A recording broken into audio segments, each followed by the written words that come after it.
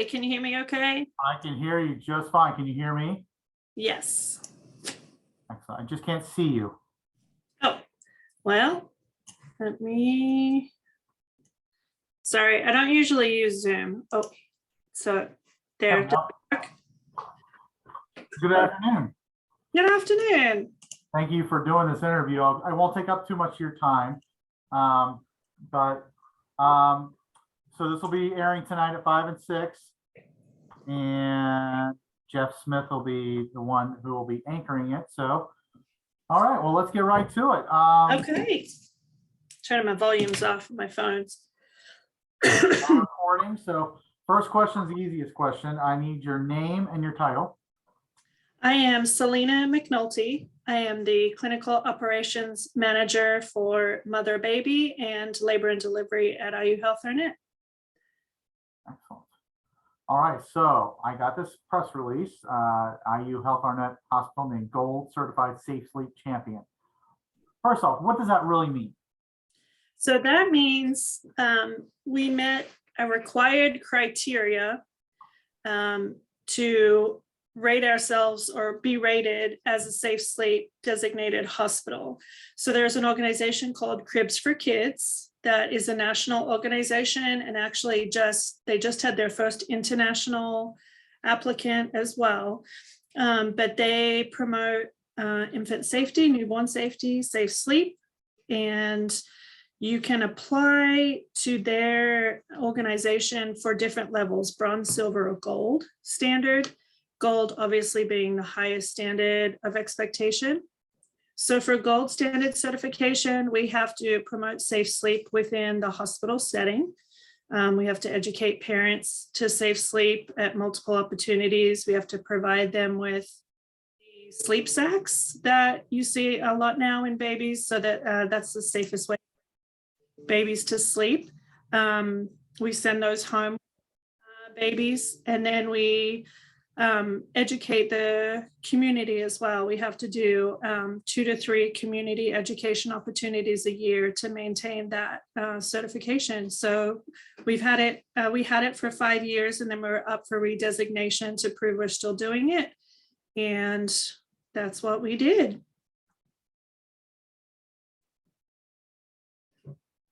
Perfect. That's a great answer for that first question. So, is there anything, what does this hospital do special to make sure that infants stay safe, and so what can you say about that? Hopefully we're doing the same as other hospitals are doing. We do a lot of education. That's so important. We have so many families that will say, oh, grandma raised me and put me on my tummy, or I slept on my belly, or my other kids slept on their bellies and they're fine. But what we've learned is the back is always the safest place to sleep. So we try and really promote that and make sure that families understand that, and that they can understand the need to share that with anybody that's going to be taking care of their child too. We promote the ABCs of safe sleep alone. So they should be sleeping in their own bed in a pack and play or a bassinet. They shouldn't be in a bed with anybody else. They need to be on their back. So sleeping on your back is proven to be the safest place for a baby to sleep, and in their crib. So again, keeping them in their crib, not on the couch with a family member, or not propped on a pillow, or in bed with parents or a grandparent or a caregiver, or with any other toys or heavy blankets in their crib, just alone on their back in their crib. And that's the big message that we repeat at every opportunity we can.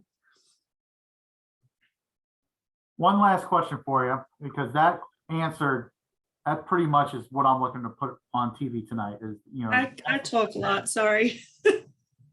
That's the message I want to get out to parents tonight, what you just said. So that was a great answer. So as we're looking into the future, and when having a baby, is there anything like in a hospital, in your expert opinion, are there any disturbing trends you're seeing out there with parents when they're raising their kids and they're having their babies? You brought up having a baby in bed with you. And I think for any parent, and when I had my twins, I loved having them in bed with me, but I always thought to myself, don't fall asleep, don't fall asleep. Right. But are there any new trends out there, from either cuddling your baby or swaddling, not knowing how to swaddle them correctly? Are there any, not disturbing might be too strong a term. Are there any concerns out there you have when it comes Yeah, I think, things that we see and that we become aware of, we've all seen the adorable pictures on social media of a family member, an adult family member, laying on the couch with the baby stomach down on that caregiver, and it's adorable. It's a cute picture, but reality is if that person's falling asleep, which is very common with having a newborn, it's exhausting having a newborn. All parents and caregivers are so tired when they're raising a newborn. So if you're laying on the couch with them and they're sleeping on your tummy, and the person that they're laying with is also starting to fall asleep, the reaction to the baby starting to slip off and fall down the side of the couch, everybody thinks, oh, I'll feel it, I'll know if the baby moves. Actually isn't true. And there are many cases of a baby falling down the side of a couch when they've been napping on the couch with an adult caregiver. And it's not always the parents. A lot of infant sleep-related deaths happen when they're with somebody other than a parent. It's obviously not a malicious thing that happens. It's innocent, but it's a preventable death. So we want to make sure parents know to, talk to your grandparents, talk to your babysitters, talk to your teenage siblings. Don't sleep with the baby on the couch or in a chair, because if you fall asleep, you're not going to know if that baby starts to shrink down and slide down by the couch or get tucked under your arm. And it actually doesn't take much weight on a baby, like the weight of your arm on a baby can suffocate them. Oh, that's perfect. Okay. Well, thank you so much. I really You're appreciate it. welcome. All right. You have a It wonderful really goes for, if you want to pop in a little bit, they shouldn't be sleeping in their swings or in their car seats. I know it's a good way for us to settle babies down, but when they're in those positions, they're not laying flat. They're, the car seat, you kind of sit up and their neck can be tilted a little bit. And if you're in that position for too long, it can obstruct the airway.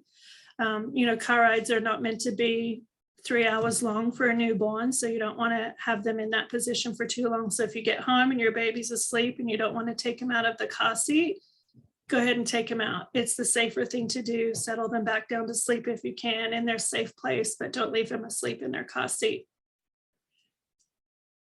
Great. Oh, even better. I'm probably going to use that soundbite you just gave me. Okay. Perfect. You're a natural. Thank you so much. You have a great day. You're very welcome. Thank you so much. I appreciate it. Bye-bye. Bye-bye.